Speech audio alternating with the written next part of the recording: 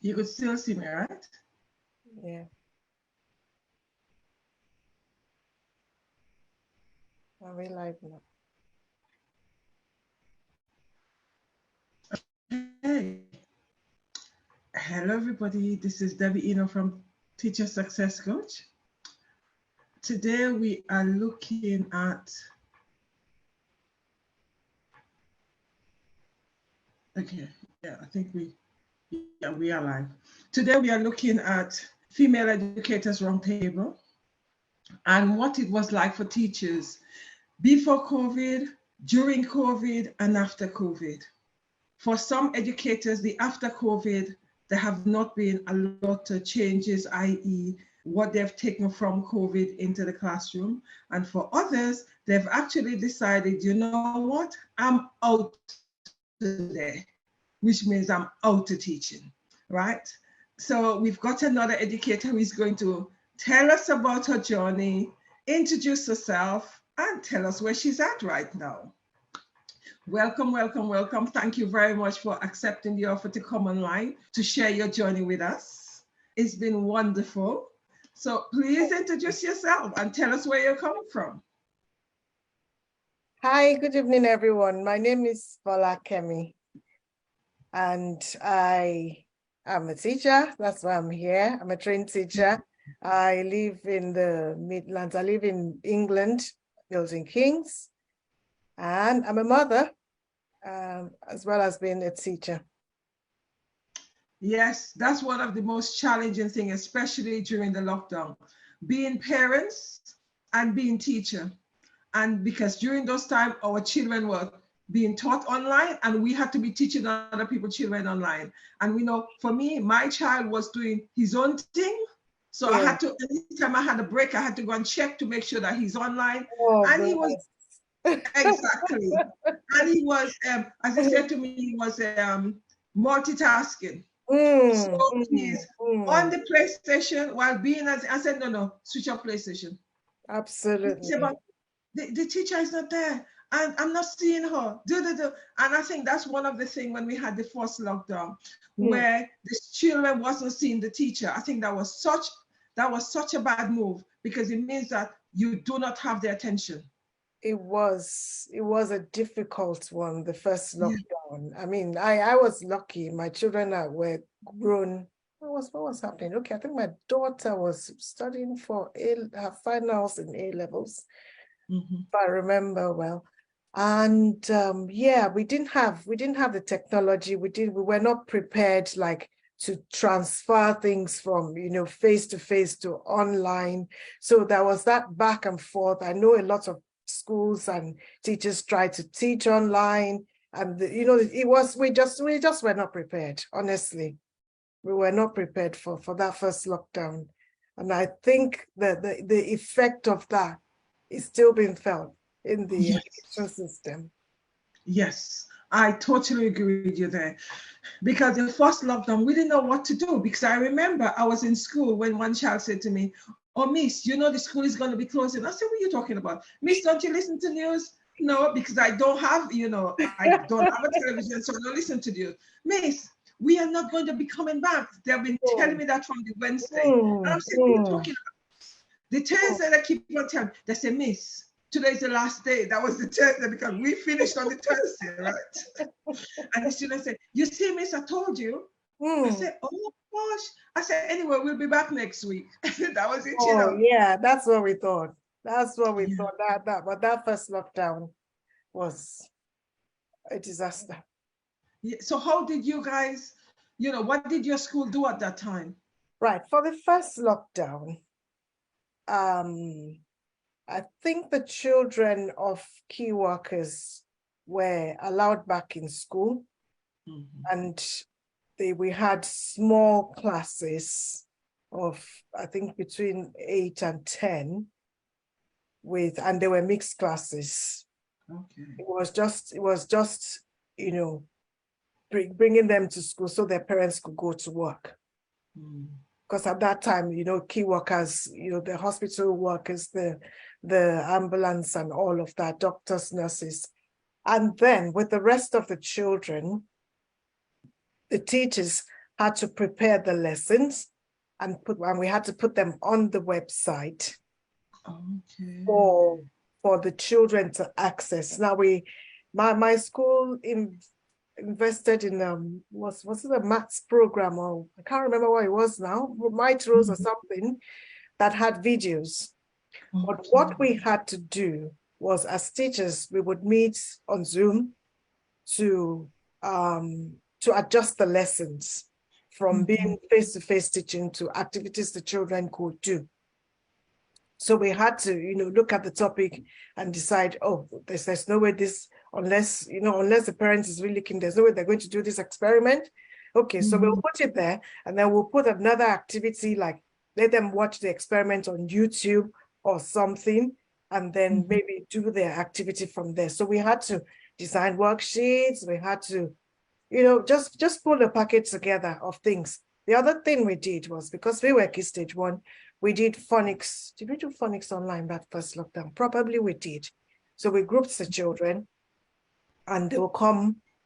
Not first lockdown, no, that was second lockdown, that we did phonics online. So we had a teacher teaching different groups. Okay. Yeah, we did that in the second lockdown. But first lockdown, it was basically put the work on the website, and some parents will access it, some parents won't access. Now, some parents didn't have access to the internet.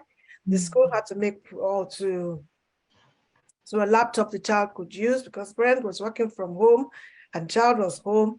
So I think the LA worked with schools to provide, laptops or iPads, so that the children who didn't have those facilities could borrow. So teachers had to chase up and speak to parents. I spoke to the parents in my class every week. Okay. Yeah, we had to speak to the parents to see how they were doing. I think we divided up the children between us and our teaching assistants, and we were doing check-ins. Now, because some teachers were at school, their classes were shared amongst others who were not at school.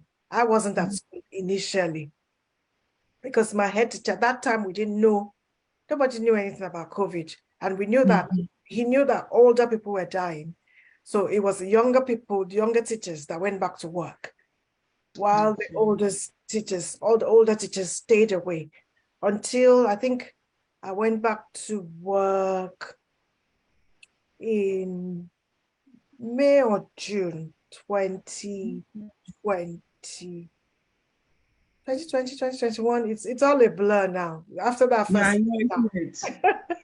I know.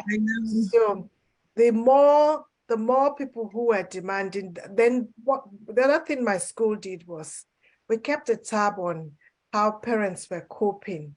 Now, some parents were not coping well, and the children were running riot. If we felt that there was safeguarding issues or difficulties, we would pull the children back into school so they can have a structure. So the more classes the school had to open, the more teachers went back to work. So that was how it worked in the first lockdown, that we provided that. And then parents who didn't have facilities for printing and wanted printing would tell us.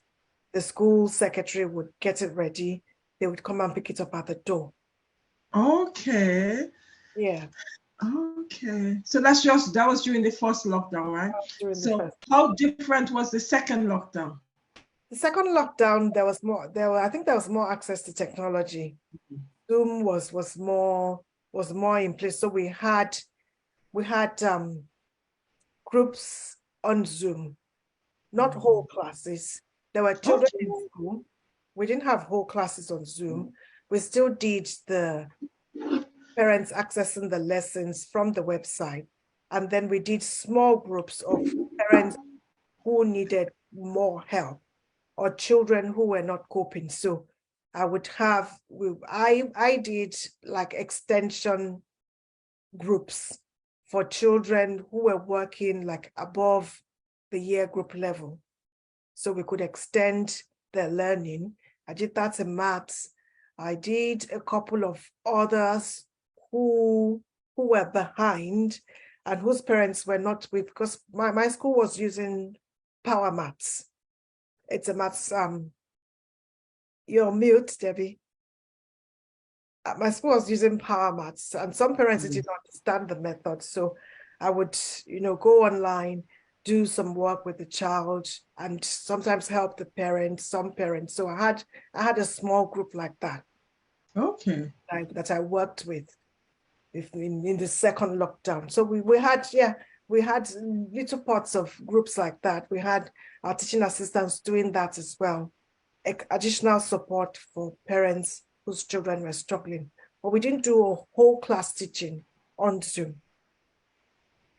The other thing we did was we had class meetings on a particular day of the week, where we would send the Zoom link to parents, and we would encourage the children to come on, all of the class.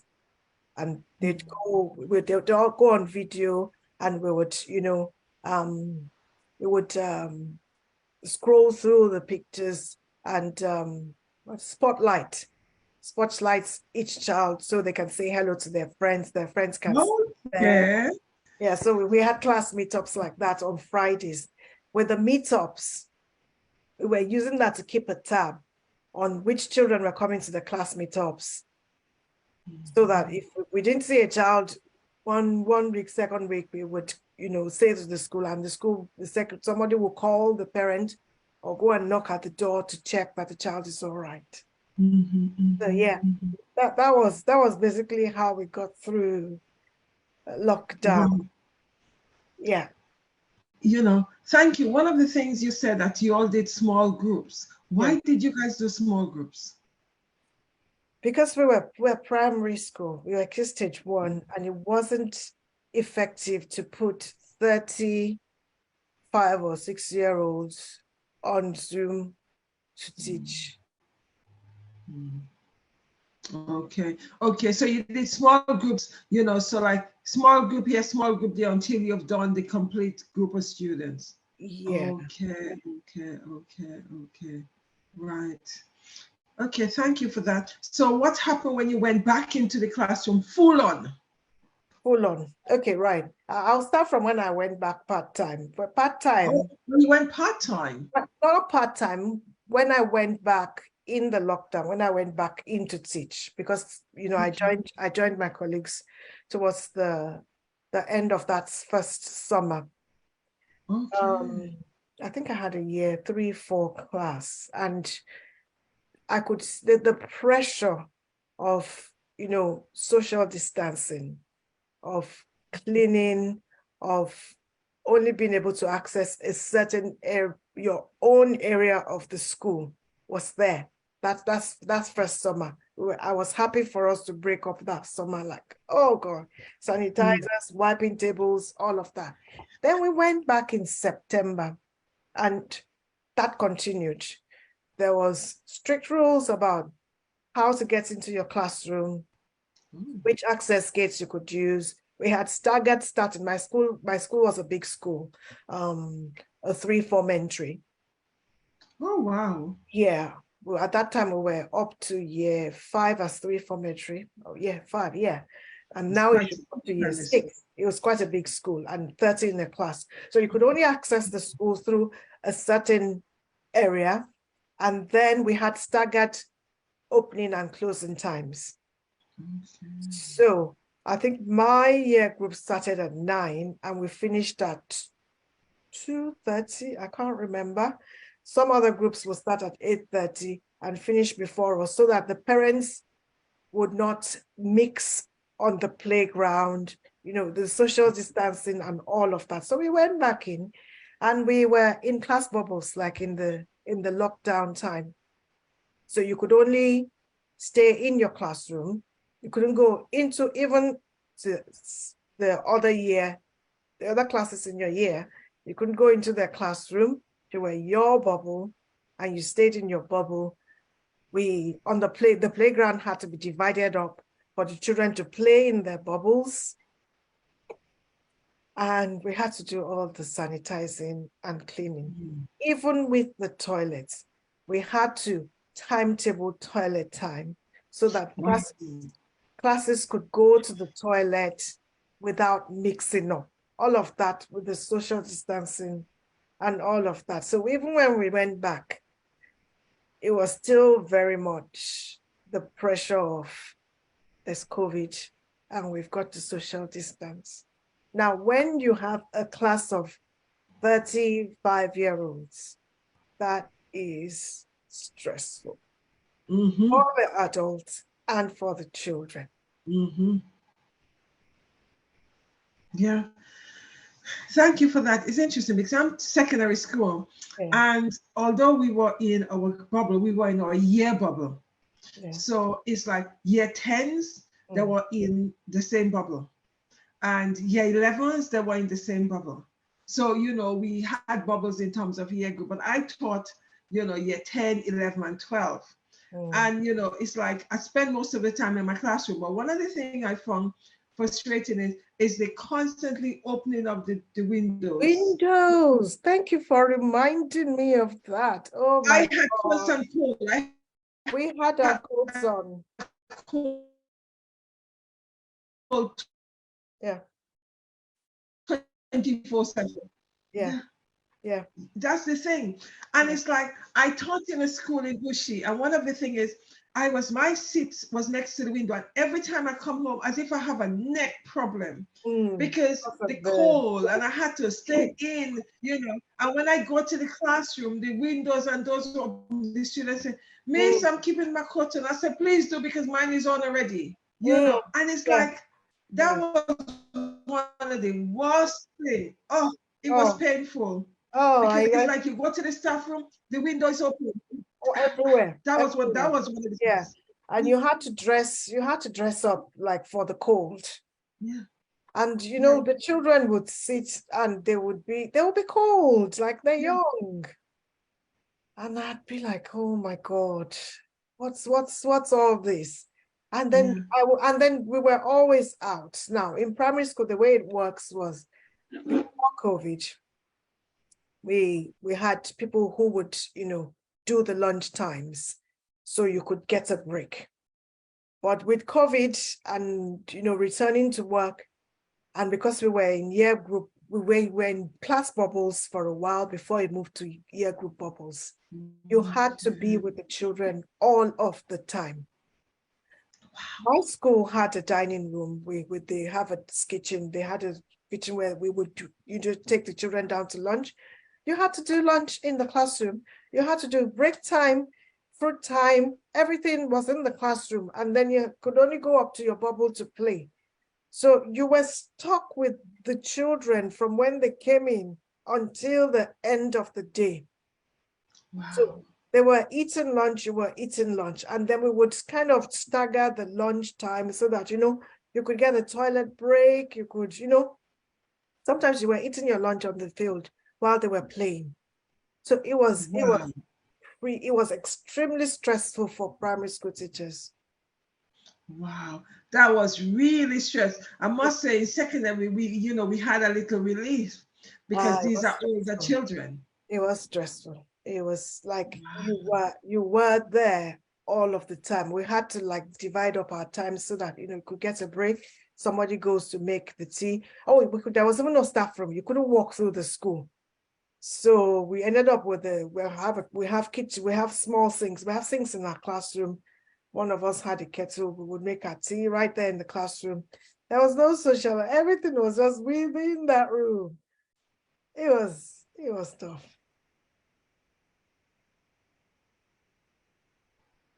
Looks like you're frozen. Can you hear me?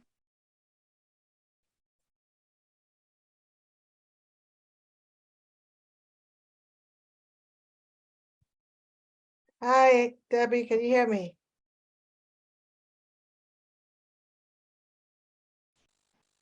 Right.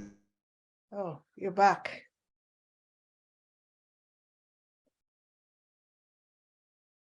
You're frozen. Yeah, am I frozen? You are frozen as well. Let me see how we're doing on Facebook. Guys, we're still here. Technology is doing its thing.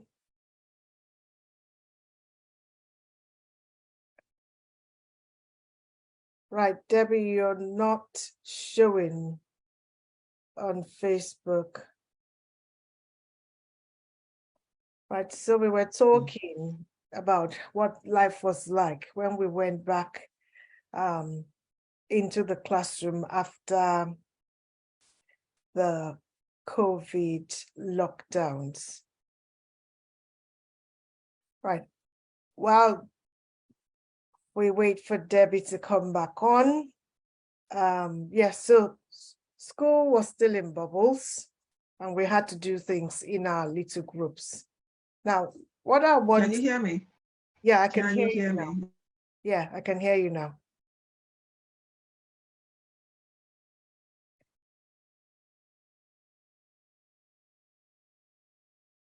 You've frozen. You went for a little while. Are you? Yeah, yeah, I'm You're looking on. frozen. Can you hear I me? can hear you, yes. Yeah, I'm hearing. Well, I've lost you. Yeah, there seems to be a Right. glitch. Right. So yeah, you as well. Yeah. And that's some of the things we had to do when we were on. Technology is wonderful when it's Oh, good. But yeah. what happened when you've gone back full? Okay. Yes. I'm hearing you. I'm hearing you. Can you hear me now? Yes, I can hear you. Can you hear me? Okay. I'm saying that when we went on 20, when we went back, yes, I'm hearing you clearly. Thank you. Good. When we full on. So what was it like for you going back full on in terms of behavior, in terms of attention, in terms of, where the student instead of emotion? What was it like for you going full on? Right. Going back in full time. Now, don't forget I taught year one. This was a group of children who have come straight from nursery into year one, into full-time schooling. So that was rough. Wow. That was one thing we had to, and every time we talk about, schooling, I always remind people that, okay, the children in year 6 had basically come into year 6 from year 4. Because they had Yes. lost the full school year. So all of the children have basically missed 1 year of schooling. That was the one challenge. So this cohort I had never spent a whole day in school, number one, because in nursery, you came to school and most of them did a few hours in school. They never stayed full time. Reception or foundation stage was where they had the opportunity to stay in school all day long. So we had a lot of tiredness. We had a lot of crying. We had a lot of skills missing, like basic pencil holding skills, basic, conversation skills, basic self-care skills, attention and listening, focus. They just were not ready. Well, I mean, before we went back, I think that with the training week, we had this conversation as a staff to remember that we basically could not start from where we would usually start. So it was a question of the first couple of weeks teaching basic stuff while we did simple assessments to be able to pitch our teaching correctly to meet the needs of the children. So from the onset, we had to put in a lot of extras. I mean, you can't cover a whole year's work. What we decided to do was, okay, look at basic skills. What skills do these children have they missed that are foundational that we cannot do without? So we worked on those skills and then gradually began to, pull things up. Now, emotionally, a lot of children were far behind where they were supposed to be. Now, because when we first went back, we couldn't even do social groups because we were still in bubbles. And you work in schools, you realize, you agree with me that the manpower is not there. Oh, exactly. To be able to, do the small groups and do them effectively and all of that. So it was a huge struggle. I mean, I felt sorry for the children. Mm. I felt really sorry for them, that there was it was bad, but I think a lot of them were they were happy to come back to school. Mm. Yeah. After being so that made things a bit easier. For Mm. those who were really happy to be back at school and they were ready to learn, it made life easier. Now, there were those who had been, they've all had a negative impact of everything that has happened, but some had been affected more Mm. by all of it. So there was a lot of anxiety, some people, some of them crying, some of them refusing. It was hard. It was different. Yeah. Mm. It's interesting because you had the little ones, Mm. and one of the things that when you guys did the training, at least you were told that, there would, you cannot start where you normally have to start. But for us in secondary school, none of that. We had to use our own judgment and to decide, okay, well, we need to meet them where they are because we cannot, expect to teach them where we would have, started. We just have to meet them where they are and just see where, what is happening there. Because what I had was a lot of behavior issue, a lot of, it's like they're not listening, it's like the frustration. And then they had some of their friends, one or two of them, they had peers that committed suicide, so there were all of that. And I remember one day I came in and I had a situation where they say, "Did you tell Miss?" And I'm saying hello to you guys, but nobody's responding. What's going on? I did not look at my email when I got in first thing. I just went straight to my classroom. But what had happened is one of the peer had committed suicide, and the whole class, and I'm saying, okay, well, tell Miss what? Tell Miss then. And I realized, well, there was something because they were all emotional. So it's like you have to abandon the class and then start doing counseling with them. Yeah, Yeah. absolutely. Absolutely. Yeah. Yeah, that's a good one. We did have to like keep track as a school of, who's lost, grandparents, parents, all the losses and all of that, so that we could stay ahead of all of that. And for them, for the little ones, I think the impact of all of that didn't start showing until they came back to school, and we saw, of course, we saw the behaviors. It was more difficult than usually would be at that stage, because number one, they haven't learned the social skills to be able to cope in a classroom environment. They have not had structure for a whole year, and the fear was still in the air. So you could see there was still a lot of anxiety from the children. And they would say, and some of them who had known, say, oh, someone had COVID and they died. And, they didn't even understand. But, oh, my mom said they went to heaven. And then sometimes you just have to be, sensitive enough to acknowledge and talk to them about their feelings and try and, there was someone who sit there and say, I miss my granddad, and cry. Wow. So how did you help them to navigate this emotion? Being there, sitting with them, talking to them, and, encouraging them about, so they'll say, oh, my mom said, he's in a good place. I'll say, yeah.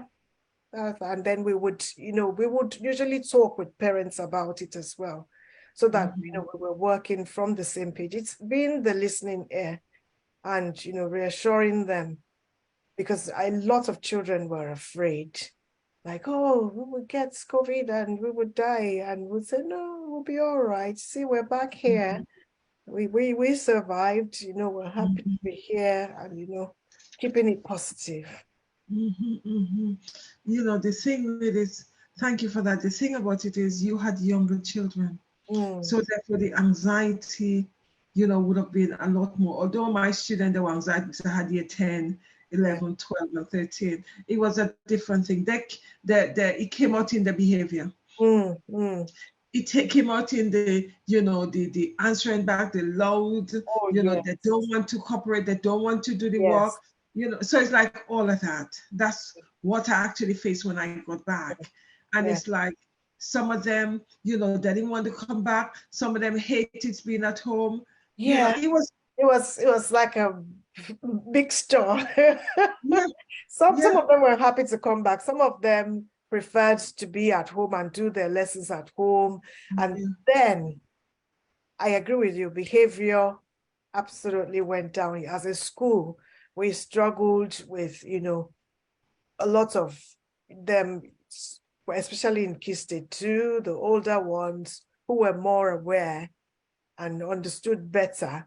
And generally, now coming out from the school system and working in special needs, we have seen an increase in the number of children with social, emotional, and mental health challenges. And there's another category of special needs that my council looks at now called the EBSA, Emotionally Based School Avoidance, which has been on the Oh, increase yes, due to the yes, anxiety levels yes. that you know, we're experiencing amongst especially girls. That we're seeing more and more girls playing up in school, you know, just not settling or refusing to come to school. We're seeing more and more young, you know, children who are so anxious and don't leave their homes. It's, you know, that was one of the things I forgot, because I have one child in my school, in my class, and that's exactly the situation, is not coming to school because of the high anxiety. And she's in year 13. Her next step is doing her GCS, Yeah. so A level. Yeah. And that's what's, you know, that's what's coming across. Yeah. Yeah. And it's interesting. So they now have a name for it. Okay. Yeah. And So how are you? So how are you guys dealing with it? right. In my council, the psychologists, the educational psychologists have put together what we call an EBSA guidance that the schools use. And there's a guidance and there's a pack with some questionnaires to walk through with parents and with the children, and then some strategies to, you know, to start, you know, working with the child to get them back into school. So they talk about the push and the pull, right? The push to come into school, the pull away because of many other things. And interestingly, it cuts across every socioeconomic strata that you know, that just it's just, it's crazy that there's so many young children who are so anxious. CAMS is overwhelmed. Yeah. Pediatricians are overwhelmed. Doctors are overwhelmed. When I started teaching, I don't recall hearing that the doctor signed a child off because of their anxiety or because of their mental. And there's so many young people on medication as well. They're not sleeping. There are children that we know in school that we say to the parent, if they haven't had a good night, please tell us. Because as soon as that child walks through the door, it is mayhem. If they haven't slept well. And there's so many children like that now. Yeah, yeah, yeah, yeah. Oh my goodness. So how are you? You know, it's interesting because I never realized it's so the numbers are so high. So what do you find in terms of the children that suffering from high anxiety and not coming to school? What What age group do you find the highest number from? It's a wide spectrum. There's more in secondary schools. We're seeing a lot in year 5 and 6. There's a lot in year 10 upwards. There's a wide, there's quite, you know, is widespread. And interestingly, the government is taking that into account as well.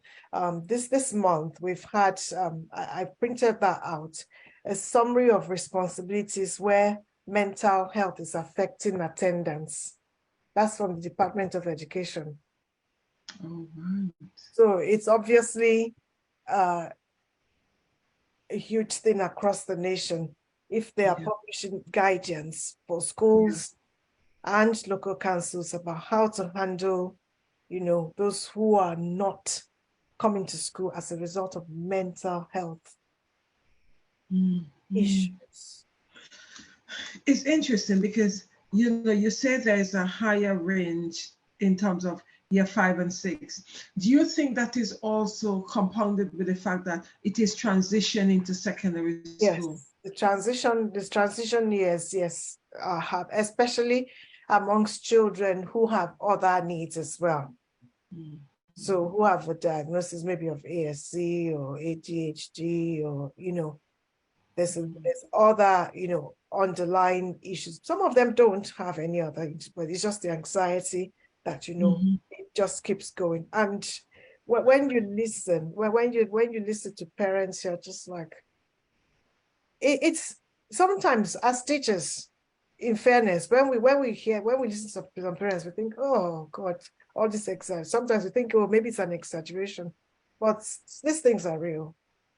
In fairness, they are real. So some children have just got such debilitating anxieties. And I think as well, if the parent is anxious, the child is guaranteed to feed off that.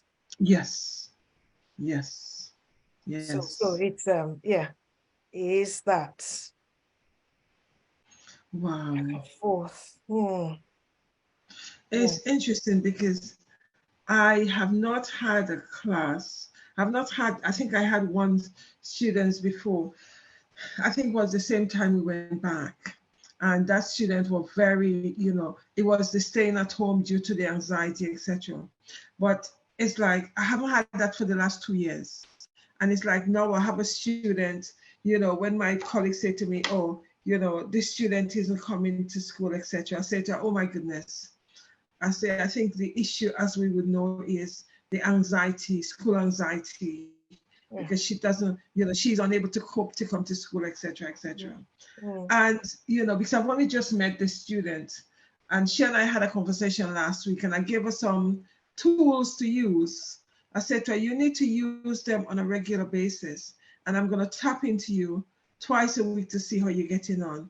Because it was a situation where I started this school in January, and I've seen that student twice.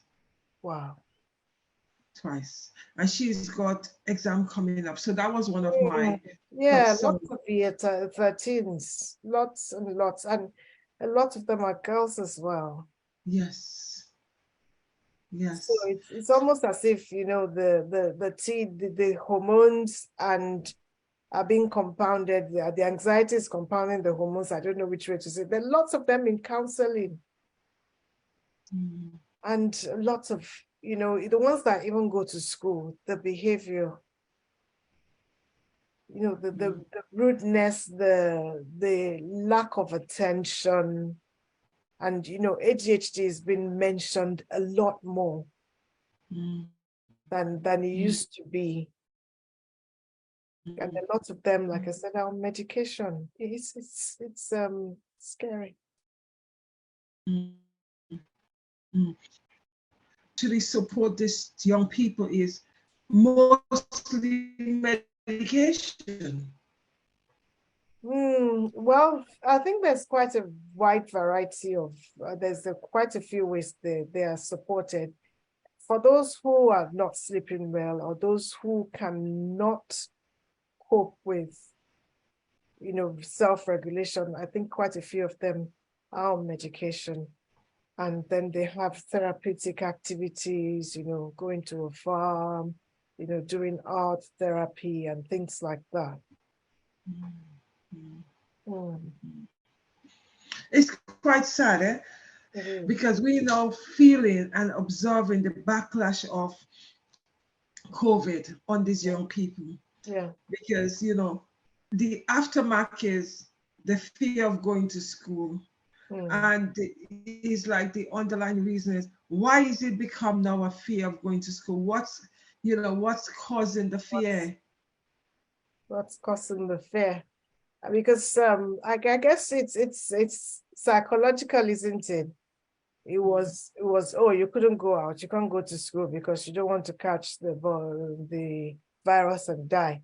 And then okay, the virus gone away now, but the damage has been done to the mind about the safety of being out there. And as human beings, with some of us are better than others with regulating anxiety. And what was going on the TV? Like at one point, I stopped watching TV. My husband works abroad. He would say, "Oh, they said the death rate is today, and the COVID rate is." I said, "I don't want to know." Yeah, exactly. Yeah. I had to protect my mind because it was scary, to be honest. Yeah. Yeah. Yeah. It was scary. So I stopped watching the news. I stopped listening to the statistics. I was just like, you know what? Okay, once a week, yes, but every day. I don't know if everybody had that. I don't know if people had that sort of, self-protection going on. We can't just expose our minds to all these things. They have long-term effects.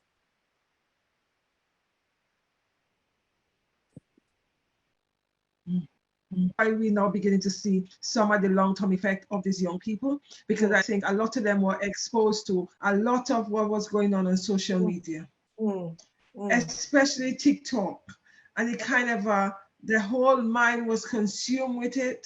So therefore, there was nowhere else to express it. So it stayed in and it became a bottleneck. So these are some of the things we're experiencing. Because I remember when I went back, because my background in psychology, I was trying to unpack with the students. That's interesting. Because nobody asked them how they felt. You see, so for me, because I had the tools, I was able to navigate with them and find out what's going on with them, give them various tools to work with. Where some teachers, they had no tools. They didn't know what to do. So they went in and began to teach them, and they realized it wasn't working. Yeah, even the teacher themselves are just dealing with their own anxieties and trauma. Exactly. Yeah. So we have been able to recognize that in somebody else and help. To be honest, no teacher most teachers were not prepared for that. Teacher training didn't include, a lot of that, that's that kind of psychological, structure to help them. And I think that's one thing that should be looked at in special needs, like in teacher training, special needs and basic psychology, like how to recognize trauma and all of that. A lot of us just learn on the job. It was that curiosity that pushed me into special needs. Like I said, what's going on there? And from there to psychology, like, yeah, I want to learn some more. Because when we are in the classroom, we're dealing with a complexity. We're dealing with complex human beings, 30 of them different. Learning to understand that, where's this child coming from? Oh, I know this child, there's challenges at home. If you don't know those things, you're just going to go in the classroom and try and ram it down their throat, and they're just resistant and they would not listen. It is teaching It's a complex job. Mhm. Yes, I'm glad you say that. Remind the people out there, some people think that teaching is easy because we Oh, get, according to them, all these holidays. oh, we get the You know. holidays. Yeah, right. I do you know what I tell people? No problem. Oh, I so envy your holiday. I said, that's fine. Do you want to come and, teach my lessons tomorrow? Just 30 children, you know. And you're like, I can't do little children. I say, okay, so let me enjoy my holiday then. Like, Yeah, but you don't even enjoy the holiday because you might have, it's like I'm off for the week and I have some marking to do. So, in terms of marking, enjoying planning holiday, ahead. Do you yeah, enjoy the holiday? First of all, you're so exhausted, you just sleep. I remember one summer, we went to visit my sister in Canada, and I just basically spent the whole time. It was actually the summer before I started. Was it summer before I started doing SEN or the summer after? I just slept most of the time. I was exhausted. hmm hmm hmm I Exhausted. share that. hmm Yeah, I yeah. couldn't function like it's holiday time. In fact, my husband comes home the holiday time, and for him, it's holiday. He's come from somewhere else, come home, and then he wants to do all these things. I'm just like, excuse me, I just want to stay at home, not do anything. Yeah, yeah. It is true because when teachers went back after Christmas and you say them, oh, what did you guys do, etc. All you hear is sleep, sleep. Oh yeah, sleep, absolutely. It's a lot of work mentally, emotionally. It's one job where your whole being you're invested into it. Like you walk away, have to after from some meetings or for at the end of the school day, you're just exhausted Yeah. because it pulls everything out of you. You can't be a teacher and not be involved. Exactly. Yeah. Yeah. Although, teaching is rewarding, etc., but Yeah, the price you pay for the reward is quite high. it is hard. It is Yeah. hard. Yeah. Thank you. What tips would you give any teacher who, from the pre-COVID, during COVID, and then now back in the classroom? But for you, you kind of ran out of the classroom, right? What? Yes, I moved out of the classroom. I think after we went back full time in 2021 September, by the end of September, I just thought, you know what, I can't do this anymore. I had done it 25, more than 25 years by then. I'd done management, I'd done special needs. I just thought, I didn't know what I wanted to do, but I just knew that I couldn't go on. So I opted to go on supply for a while. Interestingly, I taught secondary school, and I could see the effect of the lockdowns, the COVID, and the mental health of the young people. So parents, if you have children in secondary school, more than the behaviors you're seeing, it's connecting with those children and helping them process the things that are going on the inside of them. Don't just focus on the behavior. Focus on what's going on with that child. Dig deeper than what you see. Forget the rudeness. Behavior in psychology, we say it's communication. If a child is not behaving, they're saying, help me. They're saying, I want to be seen. They're saying, understand me, I need help. Basic. So for parents, I would say that. For teachers and parents, for all adults that have to look after children, please look after yourself. Look after yourself. At the end of the day, we used to joke like, 5 o'clock, we're still there. The caretaker is coming to chase us out because I know. and we used to be like, leave this work because it will still be there tomorrow morning. It will still be there. And you cannot finish everything you need to do. Self-care is important. take a break. I think some of us burnt out because we just kept going and just didn't stop. Take a break. If you're tired, teachers are the only people I know that they are ill and they still go to work. I know. Now that I'm not teaching, I'll say, oh, my throat, they'll be like, what are you doing here? Go home. Whereas teachers we'll be sneezing, we'll be coughing, we will still go to work. Like, how? Exactly. You don't want anybody else to take your class because they might make a mess of it. When the children come, when you get back there, you might have to reassess things, because I know. Yeah, I think the only reason we become teachers is because we're just very structured, and we just like, our control. We like our things to be just so, and it affects our health. If you're not well, please take time off work and get well. And remember that every child in your classroom is special. No, they don't come to class to wind you up. They don't come to, to have a go at you. They just bring in their baggage with them and they're saying, help me. So look at that wonderful child that, that makes you roll your eyes. Look at them from a different perspective. All they want is love sometimes. All they want is someone to sit down and talk to them.